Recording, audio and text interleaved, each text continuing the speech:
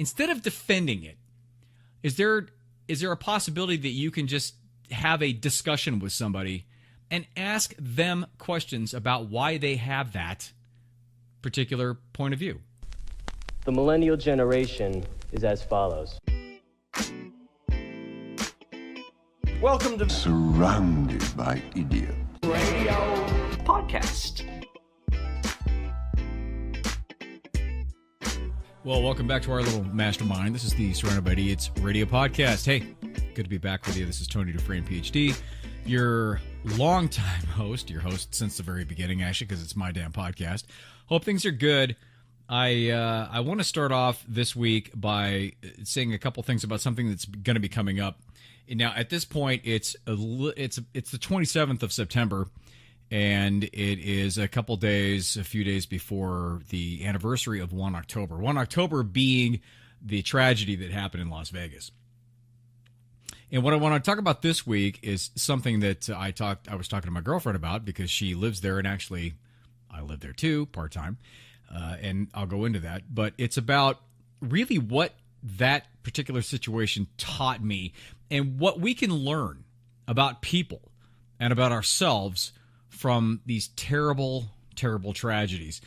I mean, believe me, I am on board. I'm a gun owner, for the record, but I'm also a huge advocate of getting those assault rifles off of the streets. The reason being is because as a gun owner and as somebody that grew up with guns and shooting and whatnot, I understand.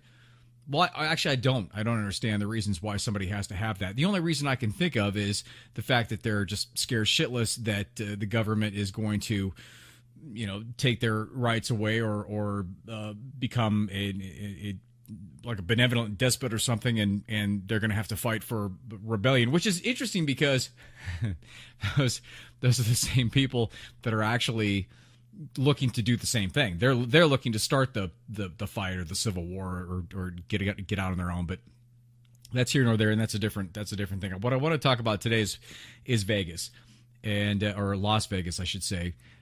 I have a tendency to shorten things up because I grew up in Southern California. We don't like to say a lot of words, so we shorten things up. I call it Vegas. I call Lake Mead. That bothers my girlfriend a great deal because she didn't grow up the same way, and I know a lot of people didn't. And the people in Las Vegas like to call it Las Vegas.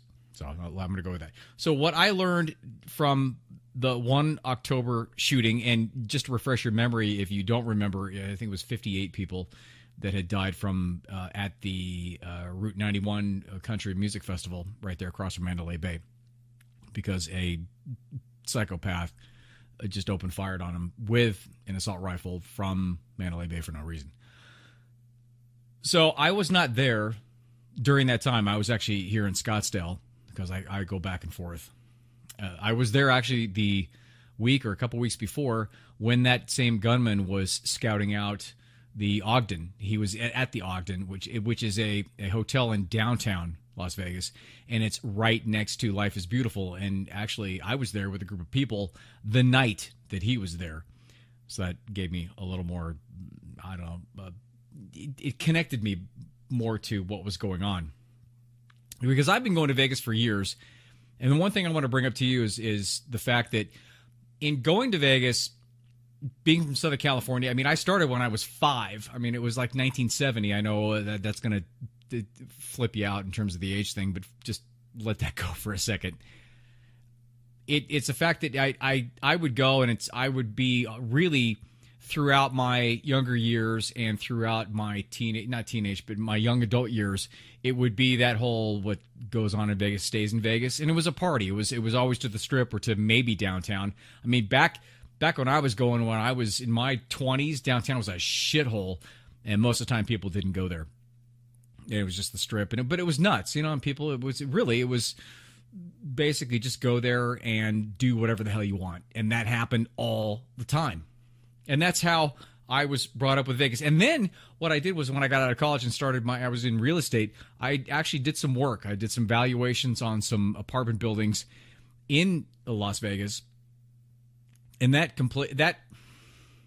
gave me a different perspective on it. And that perspective of that was, It was one of the worst neighborhoods I've ever been in. And being in Southern California, I used to work in South Central LA. I used to work in Compton. I used to work in the really rundown neighborhoods of East LA. I was in the ghetto a lot, and I understood that. Even down in Normal Heights down in San Diego, which is not a fun place. And I've been chased out of neighborhoods before doing valuations and appraising when I had that business. And in going to Vegas, that was the worst neighborhood I've ever been in to this day. And I've been still doing real estate stuff here and there. I pick it up for 30 something odd years now.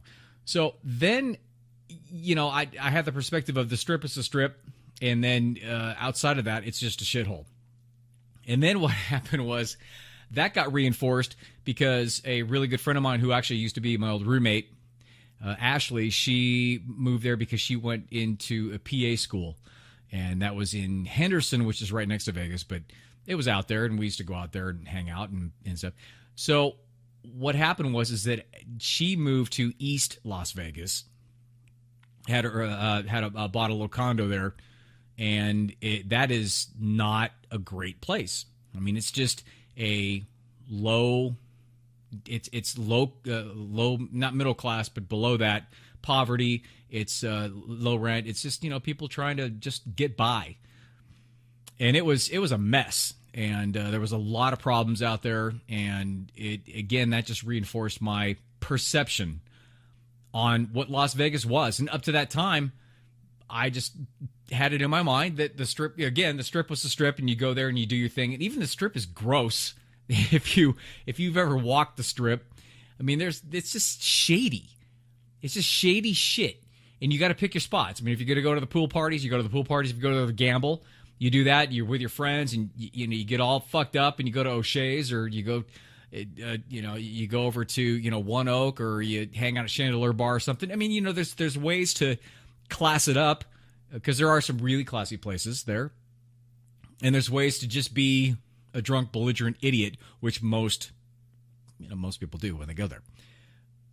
So that was my perception. That was that, and then the outside of that, it was bad. It was just bad, and it's the same situation that I had when I went back to Atlantic City. I was there once, and this same type of a situation. So then all of a sudden, I went there after knowing Ashley and hanging out with her. She actually introduced me to my girlfriend, and that was 2 years ago. 2 years ago on Halloween.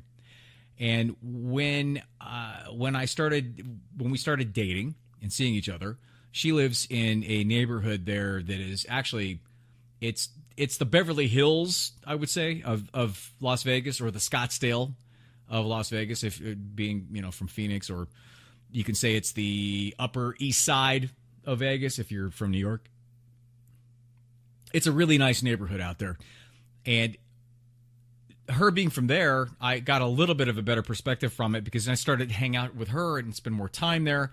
And it seemed more suburbia, more just typical, typical neighborhood people upper middle class, just doing their deal and having their stuff and being in nice houses. And it's a really nice neighborhood. It reminds me a lot of growing up in Southern California, in Orange County, and how it's set up. Also, how it's set up here in Scottsdale or in Gilbert, down here in this area. So that kind of shifted a little bit in terms of my perspective and my judgment on, really how that town is. Because up to that point, seriously, for 30 some odd years, my judgment has been it's a transient neighborhood, or transient city, which means really people are from all over the place and they just don't care, and they move and they go there and they lose all their money, and then they sleep on the streets, and then they find themselves up in Portland, living in one of the community housing things. And that was just my perception on it, my judgment. And then 1 October happened, which was the terrible shooting a year ago, coming up in a couple days here.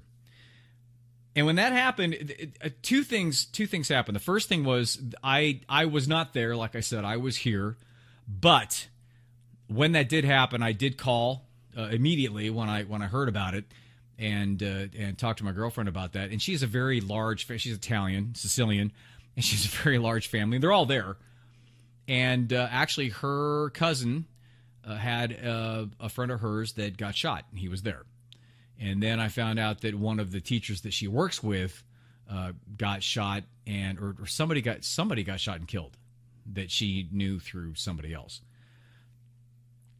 And of course, that happening in such a personal manner, even though I was removed from it by one or two steps, it still resonated with me much more than even 9/11. And 9/11 was a big deal, and I was in Southern California at the time, and I remember just being in front of the TV the whole day and just shocked and awed. And the fact that after 9/11, where I was, and I was in Orange County, I was in Tustin at the time, it was an amazing feeling that there were people actually outside, because I lived on one of the major roads there, Jamboree, if you're familiar with that area.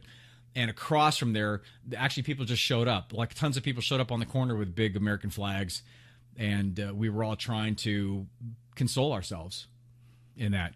And I saw that in Las Vegas. I saw that and doing that at that time, which sort of turned me even a little bit more because I, to be honest with you, I didn't think there was any sense of community in that town. Even hanging out with my girlfriend for a while, I still didn't get that sense of community.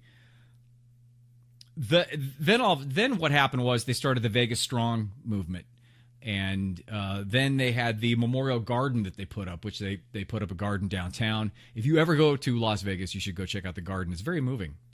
It's small, but they have 58 individual trees for each person, and they hung personal mementos on them, honoring the people who got shot and passed.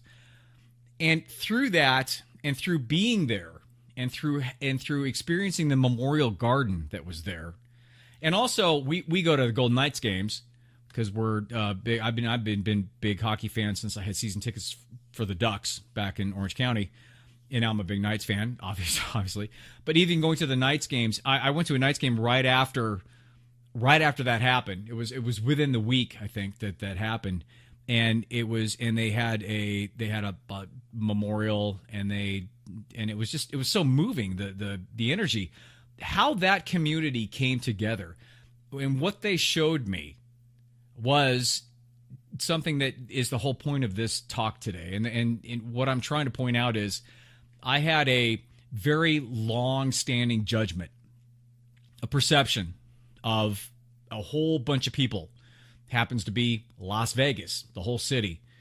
And my judgment was completely flipped when this tragedy happened, and I saw how these people came together and how these people supported each other and how these people were doing car washes to help with funerals of these people, and how they came together and they had candlelight vigils at different places, and how the energy, you think of going to Las Vegas and you think it's this crazy town. It was unbelievable, the energy shift that happened within the few weeks after that.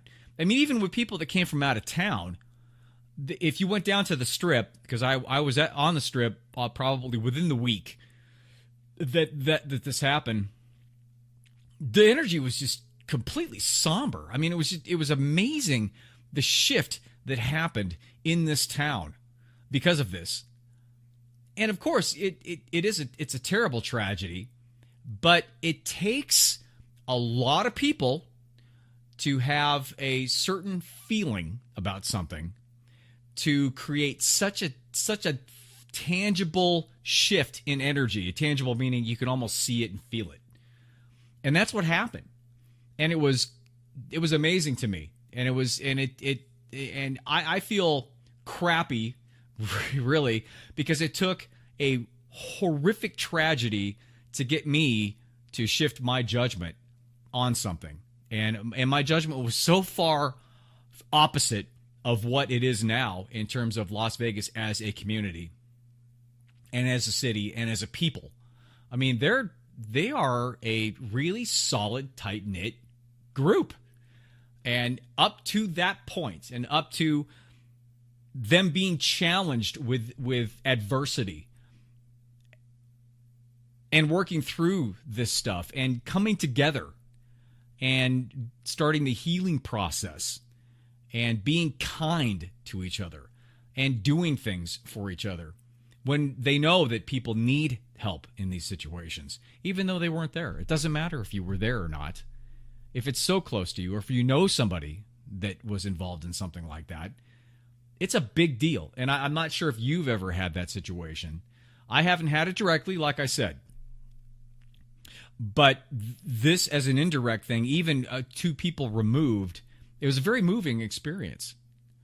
So the one thing I want to throw out to you is this.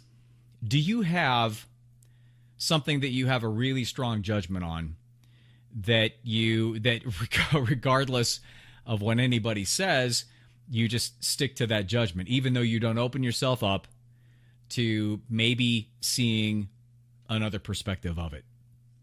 I would probably venture to guess yes, because I can tell you right now, completely honest, I just talked about how I shifted on Las Vegas, but there are other things where I have very strong judgments on, and people would come to me and try to throw facts at me, and that's the problem. The problem is that facts don't sway judgment.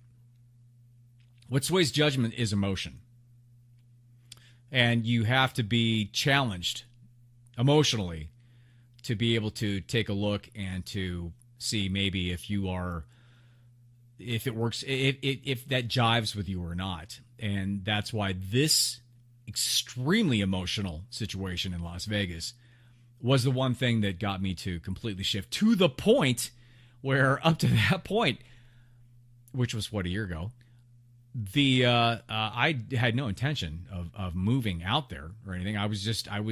What I wanted to do was just continue to see my girlfriend, because she's amazing, and try to figure out a way to do that where I didn't have to move out there.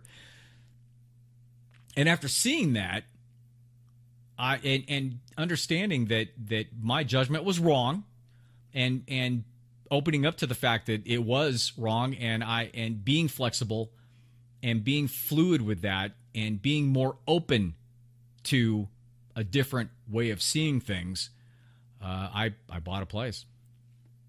So I got so I have a place there, and I have a place here, and I split my time between the two places, and I get to see my girlfriend when I'm out there, and then I get to see my daughter and my family when I'm here. So it's a win-win for me. But my whole point to you is that if you have a judgment, and if somebody comes up and challenges you with that, you can hold on to it. I'm not saying not hold on to your judgment, because we all need our judgments and our perspective and how we feel about things. We've all developed them for a reason. Most of it happens to do with past experiences or our interpretation of past experiences that led us to create our reality and our truths in ourselves, in terms of, I don't go to that part of town because it's dangerous, or I don't eat that thing because it's unhealthy, or I don't believe that person because my friend says he's a fraud or he's an asshole. You're going to have those. All I'm suggesting here is that to grow as a person, to be more expansive, to live a more fulfilling life, to be more connected on a relationship perspective with other people, to be a better friend, to be a better version of yourself. All I'm asking is that you take a look at your judgments, or when something comes up to where you are put in a position where you have to think you're defending a judgment, instead of defending it, is there a possibility that you can just have a discussion with somebody and ask them questions about why they have that particular point of view, and then allow them to explain it? See if it makes more sense to you. See if you taking their perspective, see if you being open to their judgment, it may not sway you. It may not change your particular point of view, your opinion, your judgment. But what it'll do is it'll create a much more complete person in yourself in regards to you being able to relate to other people, and you being able to understand that everybody lives in their own reality and they don't live in your head. And that's a really important concept. And that's going to alleviate, that's going to take away so much stress in your own mind. It's going to create so many more situations where you can actually communicate with people instead of shutting down or becoming defensive, because we all have a tendency to become very defensive.